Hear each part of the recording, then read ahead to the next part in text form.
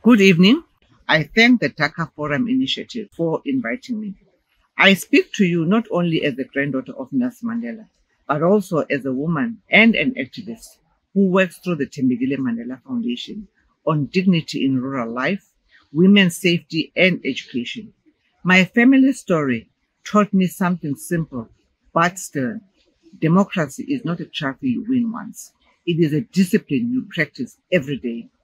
That practice depends on constant inclusion of women and men, the poor and the powerful, the majority and the minority. The book Tariq Rahman, Politics and Policies, does more than follow one figure. It invites debates about institutions, accountability, and the people's will in modern Bangladesh.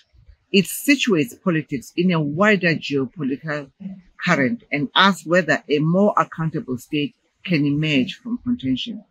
The 31-point charter is also one such invitation to argue with purpose: protection of speech and media, repeal of laws that limit basic freedoms, release of political detainees, action against corruption, and safeguards for minorities.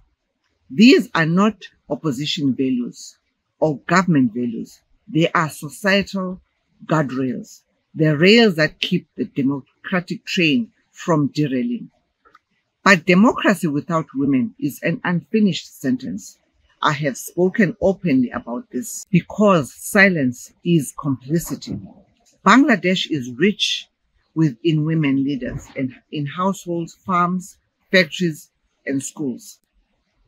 The renewal of democracy must therefore include a national contract with women, zero tolerance for violence, investment in girls' education, equal pay and leadership across public service, businesses, media, and politics. When women stand equally, nations stand taller. There is another important frontier: climate justice. I have called the global reality climate apartheid, where those least responsible for emissions pay the highest price.